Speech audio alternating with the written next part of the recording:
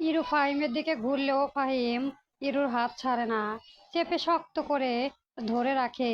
ইরুর হাত ঝাড়া মেজেও ফাহিমের হাত ছাড়াতে না পেলে রাগী কণ্ঠে বলে, আমার হাত ছাড়ুন। সমস্যা কি তোমার? ইগনোর করছো কেন আমাকে? হাত ছাড়ুন। ইরু নিজেকে সামলিয়ে শান্ত কণ্ঠে বলে। তবে ইরুর কণ্ঠে ফাহিম কিছুটা রেগে যায়। তারপর রাগী গলায় বলে, আমার কথার উত্তর না পাওয়া পর্যন্ত আমি হাত ছাড়বো না। ফাহিমের আরো জোরে শিরুক হাত চেপে ধরে। শ্রেয়সীর হাত করে তাকিয়ে আছে তাদের দিকে। তা দেখে মেহেরও শ্রেয়সীর মুখের সামনে তুড়ি মলে পড়ে। ওদের দিকে না তাকিয়ে আমার দিকে তাকালেও তো পারতেন মিসেস, প্রেম হয়ে যেত। মেহেরজের কথায় শ্রেয়সী মেহেরজের দিকে টোড়া চোখে তাকিয়ে বলে, চুপ করুন অসহ্য লোক। চুপ করলে কি কিস দেব লিটল বার্ড? শ্রেয়সীর এবার ফুলে ওঠে, তাকায় মেহেরজের দিকে। কিছু বলতে যাবে তখনই দেখতে পাই ইরু ফাহিমের কলার চেপে ধরে কঠিন গলায় বলে, কে ভাই আপনি? কিসের ভালোবাসেন আমাকে? ভালোবাসা কি বোঝেন আপনি? আর বিয়ে মানে হওয়া জোকস। ইরুর আগে কণ্ঠে কথাগুলো বলে। শান্ত নদীর মতো মেয়েটার হঠাৎ বাঘিনী রূপ নিয়েছে। ফাহিম যখনই তার হাত ধরে তার ভালোবাসা প্রকাশ করে বিয়ের কথা বলবে, তখনই ইরু তার সৎ মায়ের বলা কথাগুলো মনে পড়েছে। অন্য সময় হলেও ইরু হয়তো খুশি হতো, কিন্তু বাস্তবতার কাছে সে হেরে গেছে। নিজের ভাইয়ের জীবনে বাঁচাতে নিজের আবেগ কি কেবল দিতে প্রস্তুত ইরু। ফাহিমের শান্তভাবে ইরুর হাত নিজের কলার থেকে ছাড়ালো। তারপর ইরুর দিকে তাকিয়ে বলে, মাথা ঠিক আছে তোমার? কি বলেছে এসব? আমি তোমাকে ভালোবাসি না, আর বিয়ের মানে বোঝো না? তোমাকে সারা জীবনের জন্য নিজের করে নিতে চাই আমি। ফাহিমের কথায় মানে কষ্টগুলো লুকিয়ে হেসে ফেলো ইরু। ইরুর হাসি দেখে সবাই অবাক। ইরু এবার ফাহিমের থেকে কিছুটা সরে এসে বলল, সেই বিয়ের আশায় 2 দিন আগেই মৃত্যুবরণ করেছে। যখন আপনি চলে গিয়েছিলেন আমার দিকে রাগী দৃষ্টি ফেলে, তখন বুঝেছি আপনি আমায় কখনো ভালোবাসেন নাই। ভালোবাসলে অন্তত সেই দিন আমার সৎ মায়ের মুখের উপর একটা কিছু হলেও বলতেন। ইরুর কথায় ফাহিম চুপ করে যায়। মেহেরজও চুপ মেরে যায়। আসলে সেই দিন ফাহিম কিছুই বলেনি। ফাহিমের উচিত ছিল সেই দিন নিজের ভালোবাসাকে আদায় করে নেওয়ার, তবে ফাহিম তা করেনি। ফাহিম মাথা নিচু করে নেয়।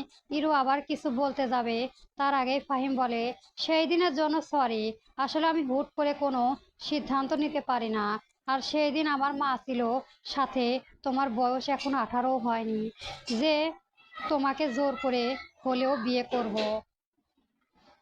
ভোরাস চেষ্টা করব, কিন্তু আমি তো এখন বলছি চলো বিয়েটা করি, সব সমস্যা সমাধান হয়ে যাবে ইরাবতী। ইরু ফাহিমের কথায় হা করে হেসে তারপর আবার বলো, সরি বললে সব সমাধান হয়ে যায় না।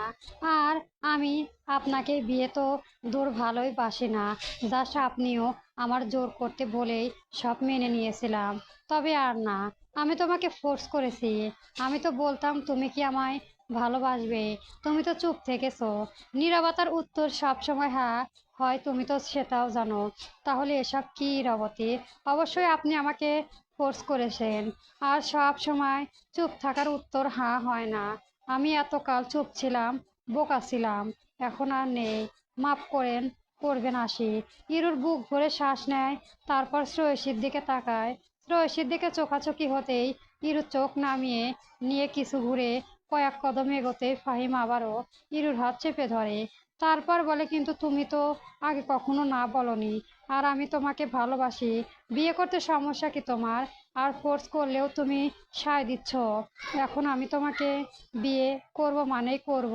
তোমার লজ্জা করে না? একজনকে ভালোবাসে আশা দিয়ে ছেড়ে যেতে বেয়াদবের মতো কাজ করছো, চরিত্রহীন মেয়েদের মতো।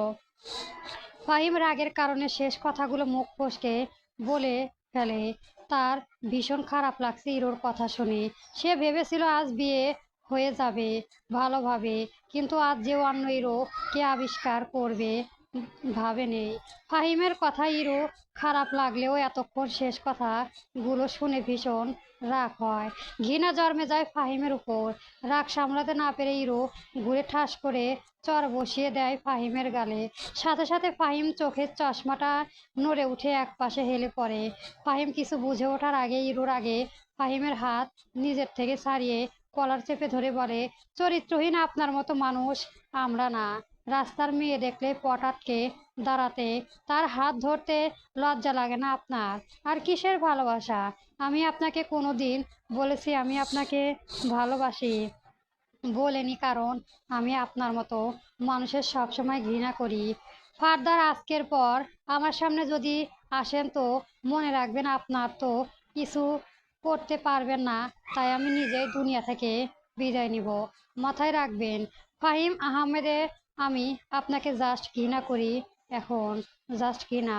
কথাটা বলে ফাহিমের কলার ছেড়ে দেয় আর কোনোদিন ওনার দিকে না তাকিয়ে রাস্তায় হাঁটা শুরু করে। পিছু ফেলে রেখে যায় তিনটে মানুষ এখন একদম নিচু হয়ে দাঁড়িয়ে আছে তার চলে যাওয়ার দিকে। শ্রেয়সী ধ্যান ভাঙতে মেহেরদের থেকে কোনো রকমে ইরু পিছনে ছুটতে শুরু করে। মেয়েটা যেন আবার তাকে ভুলে না বুঝে ফেলে। সে তো জাস্ট বোঝাতে চেয়েছে, কিন্তু হলোটা কি ইরোর? এমন রাগী রূপ আগে কখনো দেখেনি শ্রেয়সী। ভীতু মেয়েটাই এতটা রেগে গেল কেন? ইরু তো নিজ মুখেই তাকে বলেছিল সে ফাহিমকে পছন্দ করে, তাহলে আজ এগুলো কি বললো? শ্রেয়সী ভাবতে ইরু পাশে এসে দাঁড়িয়ে হাঁটতে থাকে। তবে ইরু আগে কারণে সেসব সে পাত্তা দেয়নি, তাকায়ও না। বুকে ভেঙে কান্না আসে ইরোর, চোখ দিয়ে টপ টপ করে পানি পড়তে শুরু করে। তবে শ্রেয়সীর হাল ছাড়ে না। বক বক করে রাগ ভাঙানোর চেষ্টা করে ইরো।